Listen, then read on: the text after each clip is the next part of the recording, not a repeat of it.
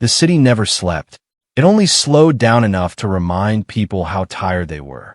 Morning light filtered through tall glass buildings, bouncing off steel and concrete, casting long shadows over streets already crowded with strangers rushing to places that mattered more than the people beside them.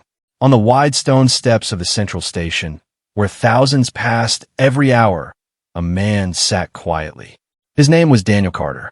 He was 36 years old, a single father, and more exhausted than he ever admitted, mostly because no one ever asked. Daniel's jacket was worn at the elbows. His shoes had lost their shine long ago. He carried a backpack that held everything important in his life: a folded photograph, a few documents, and a small lunchbox.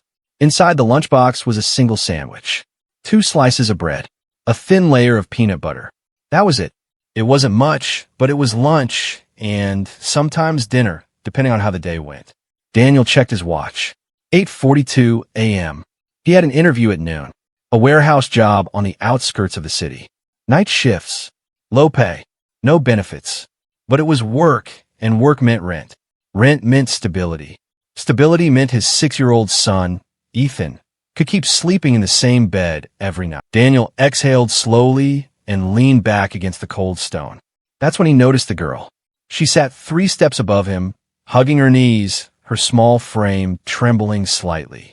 Her hair was neatly tied into 2 ponytails, but they had begun to loosen. Her dress was clean, expensive even, though dust now marked its edges. She didn't cry loudly. She cried the way children do when they're trying to be brave.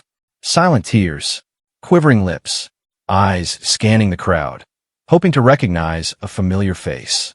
Daniel looked around instinctively, expecting a frantic parent rushing toward her. No one came. People passed by without slowing down. Some glanced at her and looked away. Others didn't notice her at all. Daniel hesitated. He wasn't good at talking to strangers. He had learned, over the years, to keep his head down. Life had taught him that minding your own business was often safer than getting involved. But then the girl's stomach growled. It was a small sound, barely audible, but Daniel heard it. Because he knew that sound. He stood slowly, careful not to startle her, and sat 1 step closer. "Hey," he said gently. "Are you okay?" The girl wiped her eyes with the back of her hand. She looked at him, really looked at him, and shook her head. "I'm hungry," she whispered, "and I can't find my mom." Daniel's chest tightened. "What's your name?" he asked. "Lily." "That's a nice name," he said. "I'm Daniel." Lily nodded politely, though fear still lingered in her eyes. "Do you know where you last saw your mom?" he asked. She pointed vaguely toward the station entrance. She was buying tickets. I was right behind her. Then there were so many people. Her voice cracked. Daniel glanced again at the crowd. Security guards stood near the doors, but they were busy arguing with a commuter. Announcements echoed overhead, blending into meaningless noise. He opened his lunchbox without thinking. Inside lay the sandwich, the only food he had brought with him. Daniel stared at it for a moment. Then he broke it in half. He wrapped 1 half back into the paper and held the other out to Lily. "Here," he said softly. "You should eat." Lily stared at it, as if it were a gift from another world. "For me?" she asked. Daniel smiled. "Yeah, for you." She took it carefully, her fingers brushing his. She bit into it, and her eyes widened. Not because it tasted extraordinary, but because hunger makes simple things feel miraculous. She ate slowly at first, then faster, as if afraid it might disappear. Daniel watched her with a strange ache in his heart. This could have been Ethan, and that thought alone made the decision feel inevitable. Behind them, a woman had stopped walking. She stood a few feet away, frozen. Her name was Victoria Hale. To the world, she was a powerhouse. CEO of Hale Global Solutions, a multinational technology and logistics company valued in the billions. A regular on business magazine covers. Known for her sharp mind, uncompromising standards, and relentless drive. To Lily, she was simply mom. Victoria had turned her back for less than 30 seconds to retrieve a dropped phone. 30 seconds. When she turned around, Lily was gone. Panic had seized her in a way no boardroom crisis ever had. She searched frantically, calling Lily's name, pushing through crowds that did not care who she was or how important her meetings were.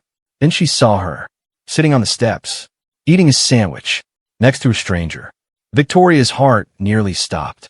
She rushed forward, then slowed. Something made her stop. She watched. She watched as the man sat slightly turned toward Lily, shielding her from the rush of people. She watched the way he spoke, calm, gentle, without expectation. She watched the way Lily relaxed beside him. Victoria had seen many men in her life, very few like this. She stepped closer, her voice trembling despite her control. "Lily." The girl looked up. "Mom." Lily jumped up and ran into her mother's arms. Victoria knelt, holding her tightly, breathing in her hair, whispering apologies over and over. Then she looked at Daniel. "Thank you," she said, standing. I can't thank you enough." Daniel shook his head quickly. "It's okay. She was hungry. Anyone would have done the same." Victoria knew that wasn't true. "Please," she said, "at least let me." Daniel glanced at his watch. "I am sorry. I have to go." He picked up his backpack and turned away before she could say anything else. Victoria watched him disappear into the crowd. She felt something unfamiliar settle in her chest. Regret. That afternoon, Daniel sat in a plastic chair in a dull office, answering questions that felt rehearsed and hopeless. The interviewer barely looked at him. "We'll call you," the man said, which Daniel knew meant never. He walked back into the city, shoulders heavy. That evening, in a penthouse office overlooking the skyline, Victoria sat alone. She replayed the scene in her mind over and over. The sandwich, the calm voice, the way he walked away without asking for anything. She pressed a button on her intercom. "Find him," she said to her assistant. "The man from the station." Her assistant hesitated. "Mom." "The one who helped Lily," Victoria said. "I want to meet him." 3 days later, Daniel received a call. At first, he thought it was a scam, but the address was real. The building was real, and the woman standing in front of him was very real. "Mr. Carter," Victoria said, extending her hand. "I am Victoria Khale." Daniel swallowed. "I know," he said quietly. She smiled. Not the corporate smile she used in meetings, but a genuine one. "I owe you more than a thank you," she said. "I'd like to offer you a job." Daniel blinked. "I'm not qualified." Victoria shook her head. "You're exactly qualified." He frowned. "For what?" "For leadership," she said. "For integrity. For humanity." She gestured toward the city below. "I have hundreds of employees with impressive resumes," she continued. "Very few would give their last meal to a stranger's child." Daniel looked down at his hands. "I didn't do it for a reward," he said. "I know," Victoria replied softly. "That's why I'm offering one." Daniel started as a facilities coordinator, then a team lead, then operations manager. He listened more than he spoke. He treated people fairly. He remembered names. He noticed when someone was struggling. Within 3 years, Daniel sat at the executive table. Not because of luck, because kindness, when paired with responsibility, creates trust. One evening, as Daniel left the office, he saw Lily waiting with her mother. She ran toward him, smiling. "Hi, sandwich man," she laughed. Daniel knelt and laughed too. Victoria watched them, tears in her eyes. She had built an empire of numbers. But that day, she understood something greater. The strongest foundations are built on compassion. And sometimes the smallest act, a broken sandwich on cold stone steps, can change the course of many lives. Kitna word ka story hai.